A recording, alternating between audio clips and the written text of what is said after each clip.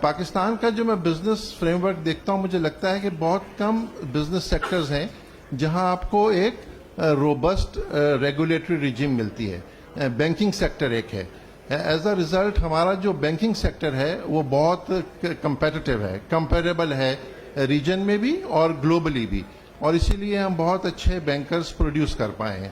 مجھے لگتا ہے کہ اس کے بعد جو دوسرا فوکس اتنا ڈیٹیل میں ملا ہے وہ ریئل اسٹیٹ انویسٹمنٹ ٹرسٹ کی رجیم کو ملا ہے. پچھلے سال جون اب سب لوگ سمجھ گئے ہیں، ریئلائز کر رہے ہیں کہ ریئل اسٹیٹ بزنس اگر کرنا ہے آن اے سسٹینیبل بیسس تو that is the way to go. یہ بالکل ایسا ہی ہے کہ انہوں نے پورا آرگنائزیشنل اسٹرکچر جو ہے وہ بنا کے رکھ دیا ہے ریگولیشنز کے اندر کہ آپ ریئل اسٹیٹ بزنس اس موڈ میں کریں، اور اس میں رینٹل کا بزنس بھی ہو رہا ہے، ڈیولپمنٹ کا بزنس بھی ہو رہا ہے. اور یہ جو نام ہے کہ یہ رینٹل ہے یا ڈیولپمنٹل ہے، یہ مجھے لگتا ہے کوئی اتنا سگنیفیکنس نہیں ہے اس کا.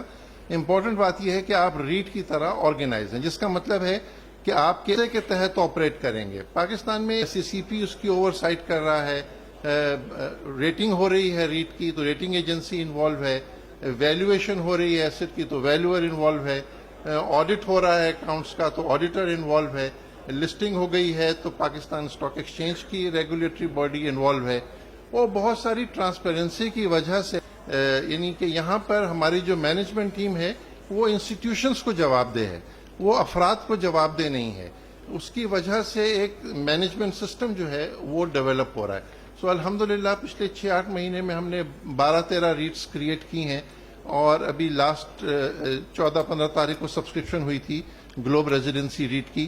یہ پہلی ڈیولپمنٹ ریٹ ہے جو لسٹ ہوئی ہے. میں خیال ہے اگلے 6 مہینے میں ہم لوگ 4-5 ریٹس اور لے کر آئیں گے لسٹنگ کے لیے، تاکہ انویسٹرز کو چانس ملے. اس میں ہماری جو تھی، لیکن کرایوں کے بڑھنے کی وجہ سے اس وقت فیس ویلیو پہ آپ کو 15% کی ایلڈ ایکسپیکٹڈ ہے. یعنی 10 روپے کا یونٹ لیں آپ تو آپ کو 1.5 روپے کا کرایہ ملے گا سال کا، اور وہ ہم کوارٹرلی اس کو پے کرتے ہیں. اور انویسٹر جو ہے وہ کتنے روپے سے انویسٹ کر سکتا ہے؟ 5,000 روپے سے یا 6,000 روپے سے آپ یعنی 500 یونٹس خرید لیں تو آپ اس کے یونٹ ہولڈر بن جاتے ہیں.